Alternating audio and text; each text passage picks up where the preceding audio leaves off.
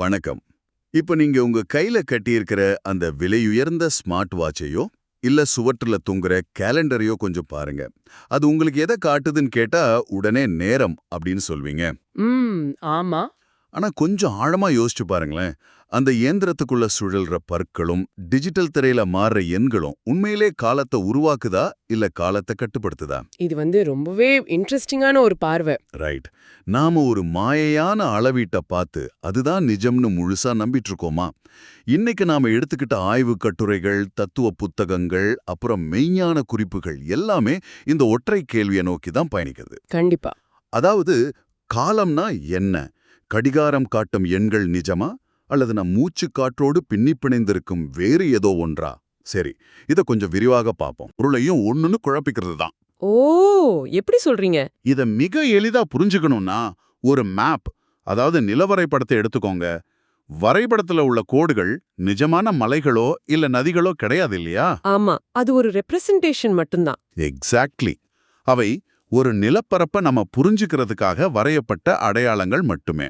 அதப்போலதான் இந்த வினாடிகளும் நிமிடங்களும் ஆண்டுகளும். சூப்பர்.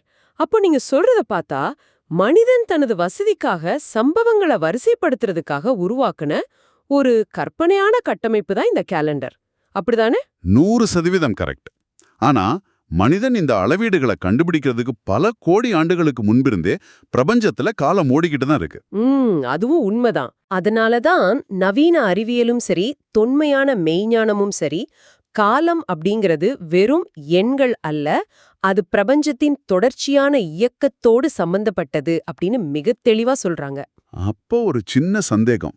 இயக்கம் அல்லது செயல் இல்லாம காலத்துக்குன்னு தனித்த ஒரு இருப்பு கிடையாதா? ரொம்ப ஆழமான கேள்வி இது. இப்போ நான் ஒரு சட்டை வாங்கினேன், இல்ல எனக்கு கல்யாணம் ஆயிடுச்சு அப்படின்னு யாராவது சொன்னா நம்ம முதல் கேள்வி எப்போ அப்படிங்கறத தான் இருக்கும். செயல் இல்லாம காலத்தை அளக்கவே முடியாது இல்லையா? ஆமா, இத ஒரு பரந்த கண்ணோட்டத்தோடு இணைச்சு பார்த்தா எந்த ஒரு சம்பவத்தின் தொகுப்பும் தொடர்ச்சியும் தான் காலம். அதாவது காலம் அப்படிங்கிறது ஒரு சாலை அப்படின்னா செயல் அப்படிங்கிறது அதுல ஓடுற கார் மாதிரி அப்படின்னு சொல்லலாமா? ரொம்ப அருமையான உதாரணம். அறிவியல்ல என்ட்ரோபி அப்படின்னு ஒரு விஷயம் சொல்வாங்க. அதாவது பிரபஞ்சத்துல உள்ள பொருட்கள் தொடர்ந்து சிதைவடைஞ்சுக்கிட்டே இருக்கும். ஓ, அந்த சூடான காஃபி ஆறி போற விஷயம். ஆமா, அதேதான். ஒரு அறையில சூடா ஒரு கப் காஃபிய வச்சா கொஞ்ச நேரத்துல அது ஆறி போகுது. அந்த மாறுதல் அல்லது அந்த செயல் நடக்கிறதுனால தான் அங்க நேரம் கடந்திருக்கு அப்படிங்கறதையே நம்ம உணர்றோம். அப்போ ஒருவேளை இந்த பிரபஞ்சத்துல எந்த ஒரு அணுவும் நகரல, எந்த மாறுதலும் நடக்கல, ஒரு காஃபி என்றென்றைக்கும் அதே வெப்பநிலையில தான் இருக்கு அப்படின்னா அங்க காலம்னு ஒண்ணு ஓடுதா என்ன? அங்கதான் விஷயமே இருக்கு. செயல் இல்லாத இடத்துல காலம் உறைஞ்சு போயிடுது. நீங்க குறிப்பிட்ட அந்த என்ட்ரோபி அப்படிங்கிற கருத்தும் நம்ம பழங்கால மெய்ஞானிகள் சொல்ற கர்மா அல்லது செயல் அப்படிங்கிற கருத்தும் அடிப்படையில ஒண்ணுதான். அட, ரெண்டும் ஒண்ணுதானே? ஆமா, எந்த ஒரு செயலும் இல்லாம எந்த ஒரு மாற்றமும் இல்லாம காலக்க வரையறுக்கவே முடியாது. செயலும் காலமும் பிரிக்க முடியாதபடி வெல்டிங் வைக்கப்பட்ட இரும்பு துண்டுகள் மாதிரி ஒட்டிக்கிட்டு இருக்கு. ஒன்னு இல்லாம இன்னொன்னு இல்ல. ரைட். இது ரொம்ப தெளிவா புரியுது. ஆனா இங்கதான் விஷயம் ரொம்ப சுவாரஸ்யமா மாறுது. சொல்லுங்க. நீங்க என்ட்ரோபியையும் தத்துவத்தையும் வச்சு பார்க்கும்போது காலம் ஒரு முன்னோக்கி செல்லும் அம்பு மாதிரி தெரியுது. ஆனா சயின்ஸ் ஃபிக்ஷன் படங்கள்ல வர்ற மாதிரி டைம் டிராவல் சாத்தியமா? ஆல்பர்ட் ஐன்ஸ்டீனோட தியரி ஆஃப் ரிலேட்டிவிட்டி எடுத்துக்கிட்டா அவரு காலத்தை ஸ்பேஸ் டைம் அப்படிங்கிற ஒரு துணியா பார்க்கறாரு. காலம் ஒரு திசையில மட்டும் ஓடுற நதி கிடையாதுன்னு சொல்றாங்க. கரெக்ட். புவியீர்ப்பு விசை அதிகமா இருக்கிற இடத்துல காலம் மெதுவா போகும்னு சயின்ஸ் சொல்லுது. ஆமா, கணித ரீதியா டைம் டிராவல் சாத்தியம்னு குவாண்டம் இயற்பியல் சொல்லும்போது மெய்ஞானம் மட்டும் ஏன் காலம் முன்னோக்கி மட்டுமே செல்லும், கடந்த காலத்துக்கு போக முடியாதுன்னு பிடிவாதமா சொல்லுது? இது ஒரு நல்ல முரண்பாடுதான். அறிவியலோட சார்பியல் கொள்கைக்கும் மெய்ஞானத்தோட பார்வைக்கும் உள்ள வித்தியாசமே அவங்க எதை மையமா வச்சு ஆராயறாங்க அப்படிங்கறதுல தான் இருக்கு. அதாவது அவங்க பார்க்குற ஆங்கிள் வேற. நிகழ்காலம், எதிர்காலம் எல்லாமே ஒரே நேரத்துல ஒரு பெரிய தொகுப்பா இருக்குங்கிறது உண்மைதான். ஓஹோ. இயற்பியல் விதிகளின்படி காலத்தை ஒரு பரிமாணமா வளைக்க முடியும். ஆனா மனிதர்களாகிய நாம உணர்வு பூர்வமா இந்த பிரபஞ்சத்தை எப்படி அனுபவிக்கிறோம் அப்படிங்கறத மெய்ஞானம் பாக்குது. புரியுது. நம்மளோட day to day experience. Exactly.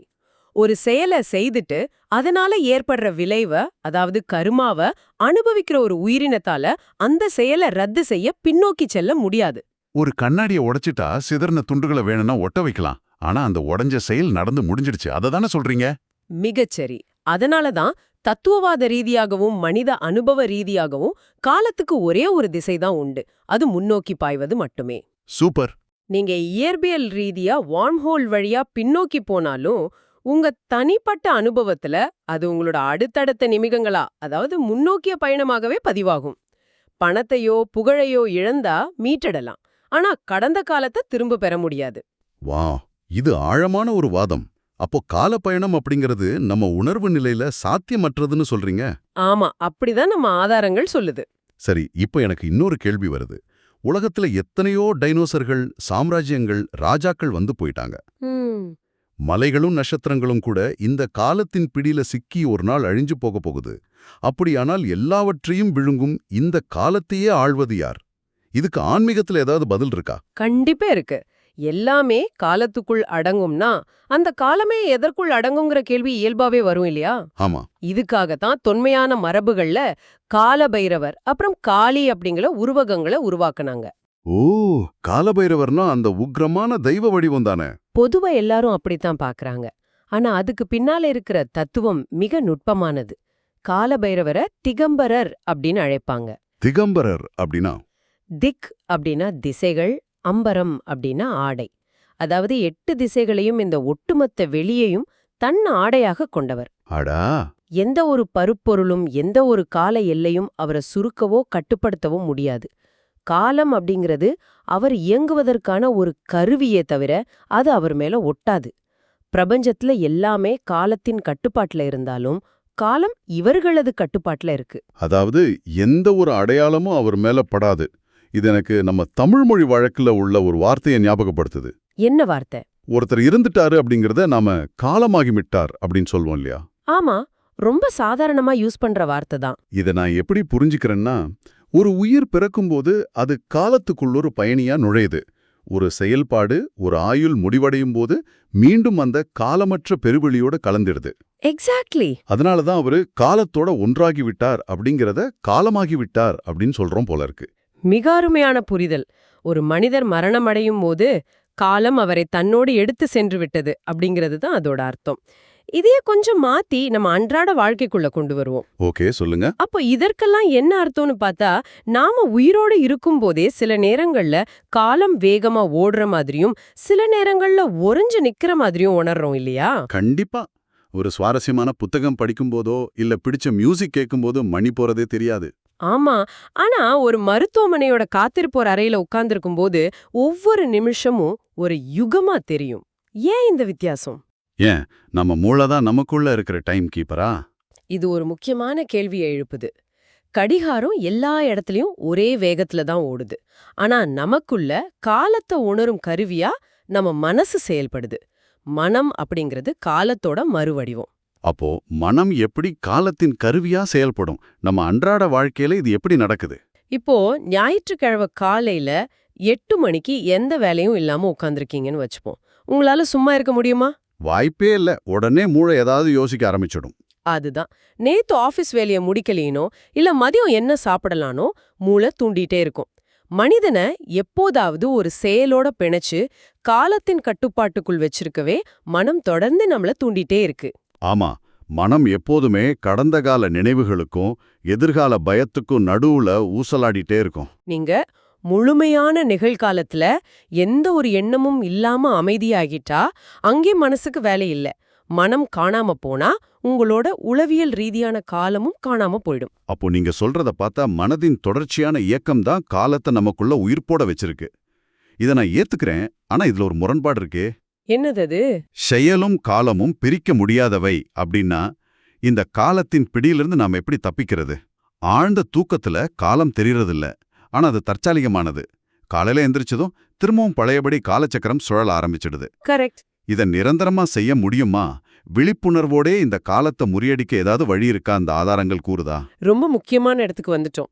இதுக்கான பதில் தான் தியானம். ஓ, மெடிடேஷனா? ஆமா. தியானம் அப்படிங்கிறது வெறும் மன அமைதிக்கானது மட்டும் கிடையாது. அது செயலோடு பிணைக்கப்பட்ட காலத்தை அறுக்கும் ஒரு கட்டிங் மெஷின் அப்படின்னு சொல்லலாம். அட, தியானம் ஒரு கட்டிங் மெஷினா? கொஞ்சம் விளக்குங்களே. உண்மையான நேரம் அப்படிங்கிறது நாம கட்டியிருக்கிற லட்சக்கணக்கான ரூபாய் மதிப்புள்ள கடிகாரங்கள் காட்டும் நேரம் அல்ல. அப்புறம் எது உண்மையான நேரம்? விண்வெளி ஆராய்ச்சியில பயன்படுத்தப்படுற அணு கடிகாரம், அதாவது அட்டாமிக் கிளாக் தான் உண்மையான நேரத்தை காட்டுது.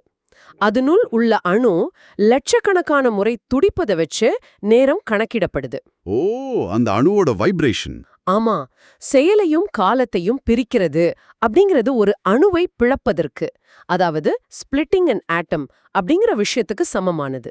வெயிட், நிஜமாவா? ஆமா, அணுவை பிளக்கும்போது எப்படி அபரிமிதமான ஆற்றலும் கதிர்வீச்சும் வெளியாகுதோ அதே போல தியானத்துல காலத்தையும் செயலையும் பிரிக்கும்போது சித்துக்கள் என்ற ஆற்றல் வெளிப்படுது. ஓஹோ, சித்துக்கள்னா அந்த அபூர்வ சக்திகள்னு சொல்லுவாங்களே அதுவா? எக்ஸாக்ட்லி. ஆனா இன்னொரு சுவாரஸ்யமான ஒப்புமை சொல்றேன் கேளுங்க. முந்தைய காலங்கள்ல திரைப்படங்களை எப்படி திரையிடுவாங்கன்னு பாத்தீங்கன்னா, ஒரு ஃபில்ம் ரோல் இருக்கும். ம், அதுல தனித்தனியான புகைப்படங்கள் வினாடிக்கு 24 பிரேம்கள் அப்படிங்கிற வேகத்துல ஓடும்போது திரையில ஒரு தொடர்ச்சியான திரைப்படமா தெரியுது. புரியுது. அந்த ஃப்ரேம்களோட தொடர்ச்சியான ஓட்டம் தான் ஒரு மாயையை உருவாக்குது. கதை நடக்குது, காலமும் நகருது. நம்ம மனசும் அப்படிதான். எண்ணங்கள் அப்படிங்கிற பிரேம்கள் இடைவிடாம ஓடுறதால தான் காலம் அப்படிங்கிற திரைப்படம் ஓடுது. தியானம் இந்த பிரேம்களோட வேகத்தை படிப்படியா குறைக்குது. ஓ, வேகத்தை குறைக்குதா? ஆமா, அது 10 பிரேமா 5 பிரேமா குறையும் போது ஒரு எண்ணத்துக்கும் இன்னொரு எண்ணத்துக்கும் இடையில உள்ள இடைவெளி நமக்கு தெரிய ஆரம்பிக்கும். ஆனா அந்த இடைவெளியில கடந்த காலமும் இல்ல, எதிர்காலமும் இல்ல. ஆமா, அந்த இடைவெளிய ஒருத்தர் முழுமையா உணரும்போது அவர் அந்த ஃபில்ம் ரோல்ல இருந்து வெளியேறி பின்னால் பிரகாசிச்சிட்டு இருக்கிற அந்த தூய்மையான ஒளிய, அதாவது ப்ரொஜெக்டர் லைட்ட உணர்றார். இது ரொம்ப தெளிவான ஒரு விளக்கம். எண்ணங்களுக்கிடையிலான அந்த வெறுமையை கவனிப்பதுதான் காலத்தின் பிடியிலிருந்து வெளியேறுவது. கரெக்ட். இந்த சித்துக்கள் அப்படிங்கிற கதிர்வீச்சை ஒதுக்கிட்டு செயலும் காலமும் பிரிந்த அந்த எல்லையற்ற நிலைக்குள் ஒரு யோகி நுழைவதையே நாம சமாதி நிலை அப்படின்னு சொல்றோம். அப்போ அந்த நிலையில காலத்தின் ஆளுமை முற்று பெறுதுன்னு சொல்றீங்களா? நிச்சயமா. அந்த நிலையில எந்த எண்ணமும் இல்ல, செயலும் இல்ல. அதனால காலம் அப்படிங்கிற பரிமாணமே இல்ல. மீண்டும் உலகத்துல ஒரு செயலோடு இணையும் போது மட்டுமே அந்த யோகி மீண்டும் காலத்துக்குள் திரும்புறார். மிகச்சிறப்பான ஒரு கலந்துரையாடல் இது. இன்னைக்கு நாம பல கோணங்கள்ல காலத்தை ஆழமா அலசியிருக்கோம். ஆமா, ரொம்ப சுவாரஸ்யமா இருந்தது. காலம் அப்படிங்கிறது வெறுமனே கடிகார முட்கள் அல்ல, அது செயலோடு பிணைக்கப்பட்ட ஒரு தொடர்ச்சி அப்படிங்கறத பார்த்தோம். தியானம் என்ற கருவியை கொண்டு செயலை நிறுத்துவதன் மூலம் எப்படி காலமற்ற பெருவெளிக்குள், அதாவது சமாதி நிலைக்குள் நுழைய முடியும் அப்படிங்கறத பத்தி இன்னைக்கு நாம விரிவா பார்த்திருக்கோம். கண்டிப்பா. காலம் என்பது நம்மை கட்டி போடும் சங்கிலி அல்ல, அதுவே நமக்கு பெரிய ஒரு கருவி அப்படிங்கிற புரிதல் கிடைச்சிருக்கு. நிச்சயமா. இப்போ விடை பெறுவதற்கு முன் நீங்க கொஞ்சம் யோசிக்கிறதுக்காக ஒரு சிந்தனையை நான் விட்டு செல்ல விரும்புறேன். சொல்லுங்க. நாம எந்த செயலும் செய்யாம சும்மா இருக்கும்போது காலம் நம்மளை விட்டு விலகுதுன்னு பார்த்தோம். அப்படியானால் இந்த உலகத்துல உள்ள 8 பில்லியன் மக்களும் ஒரே ஒரு நிமிடம் எந்த ஒரு சிறு செயலும் செய்யாம மனதாலும் எதையும் நினைக்காம முழுமையாக ஸ்தம்பித்து நின்றால் என்ன நடக்கும்? இந்த பிரபஞ்சத்தின் ஒட்டுமொத்த காலமும் ஒரு நிமிடமாவது உறைந்து போகுமா? அல்லது மனித உணர்வுகள்ல இருந்து காலம் மொத்தமாக அழிந்து புதியதொரு பரிமாணம் பிறக்குமா? இதை பற்றி சற்று ஆழமாக யோசித்து பாருங்கள். ரொம்ப நல்ல ஒரு கேள்வி இது. மீண்டும் அடுத்ததொரு சுவாரஸ்யமான ஆதாரத்துடனும் ஆழமான அலசலுடனும் சந்திக்கிறோம். அதுவரை உங்களிடமிருந்து விடைபெறுகிறோம். நன்றி. நன்றி.